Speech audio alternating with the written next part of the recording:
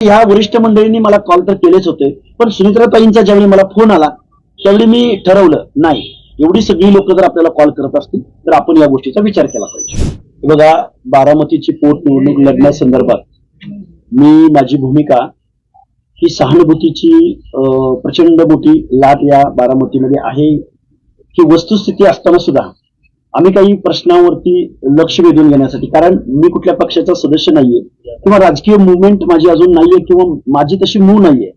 तरीही मी या पोटनिवडणुकीमध्ये मी जो एक ओबीसी आंदोलक आहे,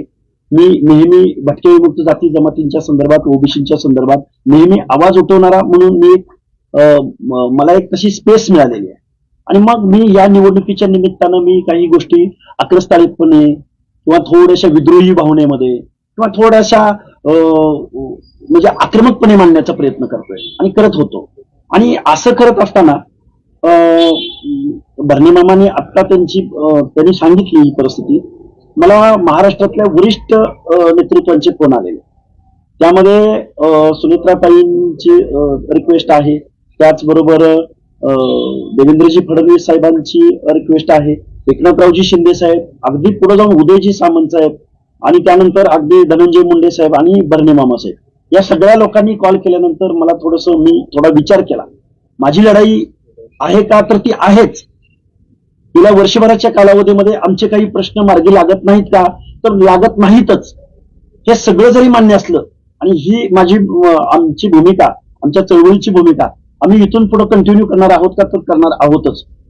स्वर्गीय दादांच्या बाबतीमध्ये सुद्धा दादांकडे मी प्रचंड दादांना डोळ्यासमोर ठेवून मी काही प्रश्नावरती आक्रमकपणे भूमिका मांडत होतो, पण ती भूमिका मांडत असताना एक मासला डोळ्यासमोर ठेवून, पब्लिक किंवा क्लासला डोळ्यासमोर ठेवून ही भूमिका मांडण्याचा माझा प्रयत्न होता। आणि काय होतं, संघर्ष करत असताना कार्यकर्त्याला खूप आक्रमक पद्धतीने मांडणी केली जाते आणि परत त्याला थोडंसं ट्रोल पण केलं जातं, पण त्या गोष्टीची आम्ही कधी काळजी केली नाही, पण आम्ही प्रश्न मांडण्याचा खूप प्रामाणिकपणे प्रयत्न करतोय। आत्ता जरी वर्षभराच्या कालावधीमध्ये आमच्या अनेक मागण्या आहेत, ओबीसीच्या आहेत, व्हीजीएनटीच्या आहेत, महाज्योतीच्या आहेत, 18 महामंडळ याच गव्हर्नमेंटने निवडणुकीला सामोरं जाण्या अगोदर 18 महामंडळ घोषित केली होती, पण त्या महामंडळांना अजूनही अध्यक्ष भेटलेला नाही, अजूनही कार्यालय भेटलेलं नाही। कालचं बजेटरी सेशन झालं, या बजेटरी सेशनमध्ये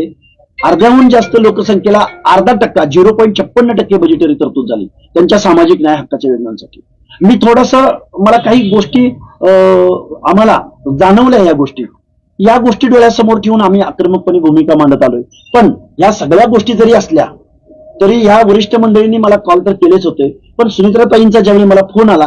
त्यावेळी मी ठरवलं नाही, एवढी सगळी लोक जर आपल्याला कॉल करत असतील तर आपण या गोष्टीचा विचार केला पाहिजे।